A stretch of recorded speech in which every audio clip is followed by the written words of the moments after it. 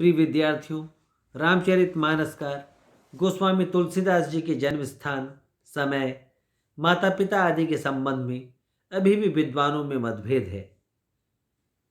अनुमान से अधिकांश विद्वान इनका आविर्भाव काल संवत 1589 मानते हैं। तिरोधान के संवत 1680 के संबंध में विवाद नहीं है। जनश्रुति के आधार पर कहा जा सकता है कि इनके पिता का नाम आत्माराम दुबे एवं माता का नाम हुलसी था। इनके ब्राह्मण होने के संबंध में कोई विवाद नहीं है, परंतु सरयुपारिण थे, कानिकुब्ज थे अथवा सनाढ़ निश्चित नहीं कहा जा सकता। ये स्वामी रामानंद के संप्रदाय में दीक्षित थे। इनके गुरु का नाम नरहरिदास था। इनके लिखे हुए ग्रंथ हैं रामचरितमानस, विनय पत्रिका, गीतावली, कवितावली, कृष्ण गीतावली, दोहावली, राम ललानछू, वैराग्य संदीपनी, बरवे रामायण, पार्वती मंगल, जानकी मंगल एवं रामाज्ञा प्रश्न। माता पिता ने तुलसी को जन्म के समय ही त्याग दिया था, अतः बाल्यावस्था इनकी कठिनाइयों में बीती। इनका विवाह रत्नावली से हुआ, जिसके द्वारा भर्त्सना करने पर इनकी जीवन की दिशा ही बदल गई।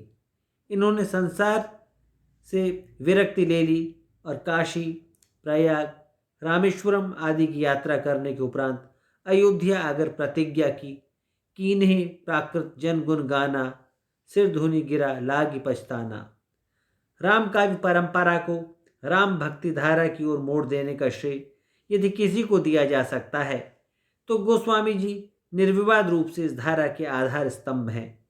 राम भक्ति धारा का जो मानदंड है, इसके प्रणयनकर्ता गोस्वामी तुलसीदास हैं। राम भक्ति धारा की सभी विशेषताएं उनके काव्य ग्रंथों में विद्यमान है।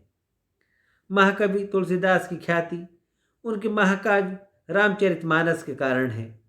प्रमुख रूप से इस ग्रंथ के रचनाकार के रूप में वे एक श्रेष्ठ रचनाकार, विचारक, समन्वयकर्ता और दार्शनिक के रूप में सामने आते हैं। तुलसी साहित्य के अध्येताओं को ये बात ध्यान में रखने की है कि तुलसी की अन्य कृतियां जो हैं वो साहित्यिक गौरव और गुणवत्ता की दृष्टि से कम नहीं है। गोस्वामी तुलसीदास जी की एक प्रसिद्ध रचना कवितावली इस वर्ष आप लोगों के पाठ्यक्रम में है। कवितावली में समय समय पर रचे गए कवित्व और सवैया छंदों का संकलन किया गया है। कवितावली मूल रूप से राम कथा का ही अनुसरण करती है और रामचरितमानस की भांति इसमें भी 7 कांड रचे गए हैं, किंतु समग्र रूप से ये कथा सूत्र के क्रमिक विकास का आभास देकर भी प्रबंधात्मक कृति नहीं है।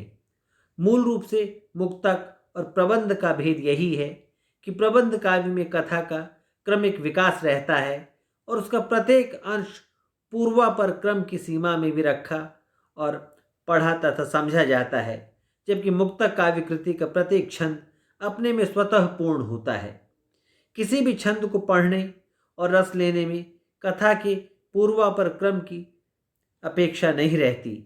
इस दृष्टि से विचार करने पर यह कहना उचित होगा कि कवितावली 7 कांडों में विभाजित राम कथा का क्रमिक अनुसरण करते हुए भी प्रबंध कृति नहीं है। यह मुक्तकों की एक ऐसी माला है जिसके प्रसंगानुसार अलग अलग कांडों में संकलित किया गया है। राम कथा भारत के सामाजिक जीवन में इतनी रची बसी है कि उसका कोई भी प्रसंग कहीं से भी उठा लिया जाए, उसका संदर्भ पाठक या श्रोता के लिए सुपरिचित होता है। इसीलिए विद्वानों का मत है कि समय समय पर महाकवि तुलसी ने कवित्व और सवैया छंदों में राम कथा के प्रसंगों को उभारते हुए मुक्तकों की रचना की है और वे ही संपादित होने पर सर्गबद्धता के अनुरूप संकलित किए गए। कवितावली का कोई भी छंद उठा लीजिए, आपको वो अपने में संपूर्ण मुक्तक रचना का आस्वादन कराएगा। इसलिए काव्य रूप की दृष्टि से यह कहना उचित होगा कि कवितावली प्रबंधात्मकता का आभास देती हुई भी प्रबंध कृति नहीं है, वो मुक्तकों का संग्रह मात्र है। आज इतना ही।